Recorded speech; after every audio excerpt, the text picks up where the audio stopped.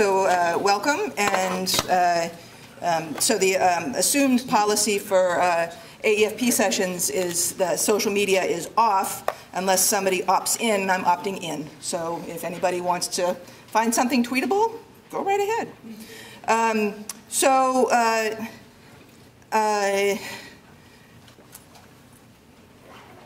First I wanted to say, this is a session about communicating for policy. In my opinion, all communication is basically the same. Good communication is concise, and it's to the point, and it's concrete. And that's true for research writing, whether you're writing for a journal. It's true for teaching, when you are speaking to a classroom. It's true if you're speaking to the public or to the media. All of them, in all those cases, good communication works better than bad communication, and good writing works better than bad writing. It's just that people differ in how much they really have to listen to you.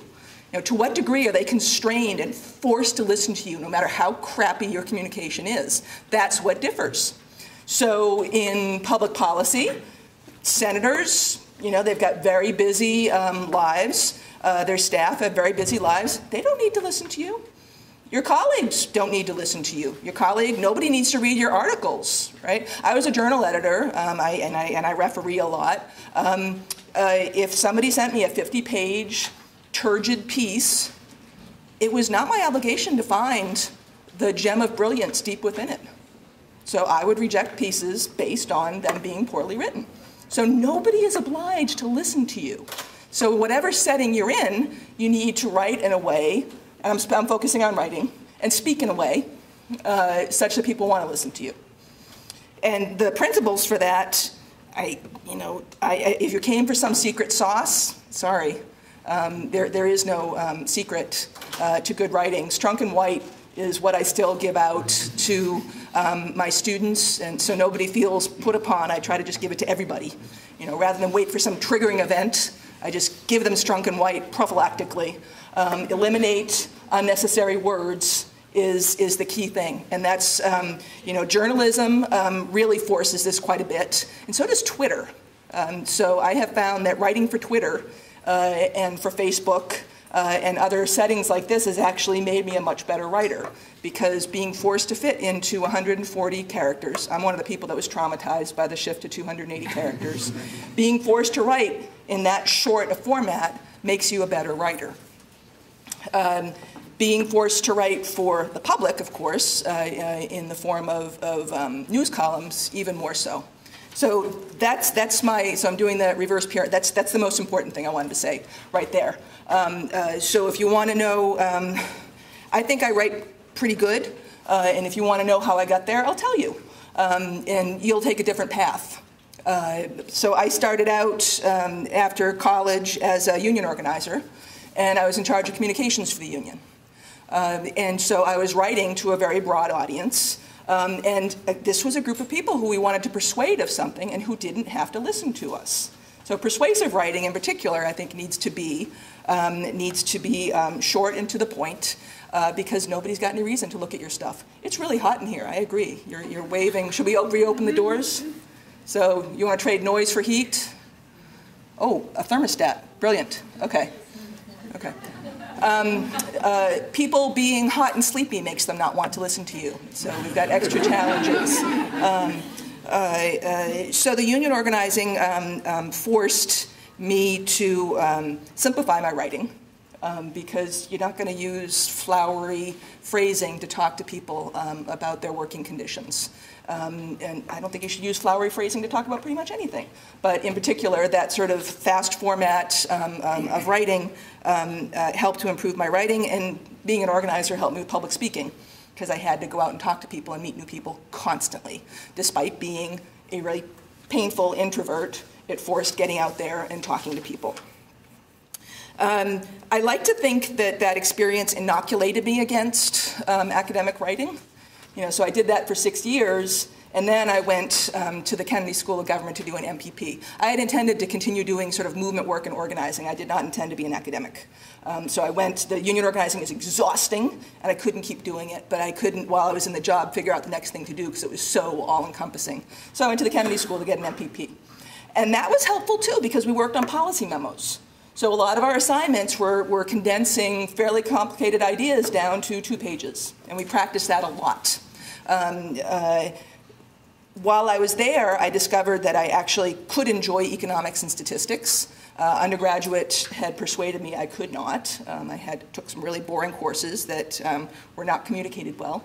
And so I ended up deciding to go and get a PhD in economics. But again, I had already been out in the world now for 8 years and had a sense of what I considered to be clear writing. And I think that helped a bit when it came time to write papers for academic journals. I was told by at least one of my advisors that how I was writing was too condescending because I was explaining too much. And I ignored him and kept writing. So I would rather make my ideas clear than rely on hidden secrets and people somehow understanding what I'm saying. I think this is also important, by the way, for writing across the disciplines. So whatever you were saying here about policy also just applies to speaking outside of your tribe, whatever your tribe may be, whether it's economics or ed policy or education finance. You've got a tribe and you've got a language, and if you want people to understand what you're saying outside of that tribe, you need to translate and not use lingo. When we're together in our little tribes, we use lingo so we can speak quickly. We can jump to ideas. So comparative advantage and revealed preference and all this fun stuff gets thrown around in econ seminars, for example. But if you just throw that out in a column in the New York Times, most people are not going to know what you're talking about. And in fact, a good editor won't let you do it. Right? So speaking in plain English is super important. I am firmly of the idea, and I work on this with my students in the classroom. I now teach at a school of public policy. Again, I've been taught at schools of public policy since '99. I firmly believe that if you can't explain a concept in plain English, you don't understand it. Whether that's a statistical concept, an economic concept, a legal concept, if you can't say it in English, you don't get it. You don't actually have or Spanish, you know what I mean? You don't have the clarity of mind on the topic that you really understand it. So in teaching, I teach statistical methods. In teaching statistics, I try with each concept to teach it using numbers, using a picture, using an example, and then eventually I'll sneak in the Greek. But I do not start with the Greek letters and the subscripts and so forth, because that's the last piece of it, and in fact, for most people that don't need it. I think you can teach most statistical concepts without equations. They're pretty straightforward. How did I end up? I write a lot more now for public consumption than I used to. So I did not start my career thinking, okay, I'm going to write for the public.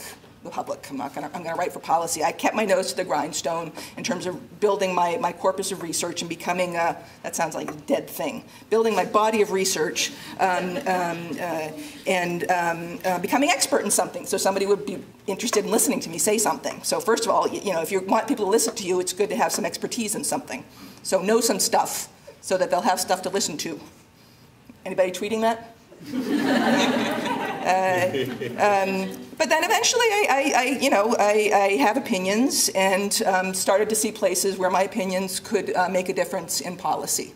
And started working with people at the Brookings Institution and the Hamilton Project who are very good at helping people figure out how to shape their ideas and express them to the public. So, if I've got advice about who to work with on getting your message out, find people who are doing it well and glue yourself to them and learn from them and make use of their expertise in their organization. So Brookings has been great for getting my stuff out. I started blogging at some point just because Facebook was getting too constrained and I had more public things to say. So I started a blog called The Cranky Analyst, where I would put up my cranky analytics and some people would read them.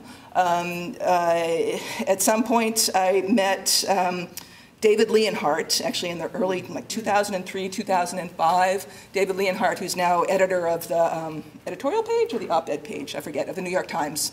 But he was coming to NBER conferences to learn about research. He wanted to know what was going on in terms of research on education and in children at risk. And so he was coming to these conferences, which is super brave for a journalist to do. And then after that, he kept coming to me for brief, to tell me about student loans, tell me about merit aid, tell me about stuff. And so we had lots of great communications. And then when I was coming up for sabbatical a few years ago, the Upshot had just opened at the New York Times, and this was Leonhardt's baby, was this sort of data-driven, analytic blog format for the New York Times. And Justin Wolfers, who's my colleague, my dashing Australian colleague at the Ford School, was one of the first Upshot columnists. And when I saw that he was doing it, I was like, if he can do it, I can do it. And asked Leonhardt, so ask for things, career advice, ask for stuff. If you want to get stuff, ask for stuff. So I said, I would like to do this too, and he was thrilled. And he took some of my blog posts and took some of my writings for the Hamilton Project and showed them to the editors, and they were convinced by that I could write sentences. And from that, got the Upshot gig, which has been hugely rewarding for me. So being able to say the stuff that I say, not just to a classroom of students, but to a broader set of people, is super rewarding. And to get an email from a congressional staffer the day after a column about a topic I care dearly about and I've seen good research on is tremendous. So it's great to have that platform. Twitter is also, a great platform for this sort of stuff as well, though. So shooting out ideas. If I see something in the news and I know there's some good research that speaks to it, I send that out. So I try to spend about as much time or more time elevating other people's research as pushing out my own research. So I consider my platform to be one that I use to get good research in general out there in front of policymakers, and not just to blow my own horn, but I blow my own horn too. I want to leave time for chatting beyond the half hour, actually, so I'm going to stop here and let the next person go ahead and talk.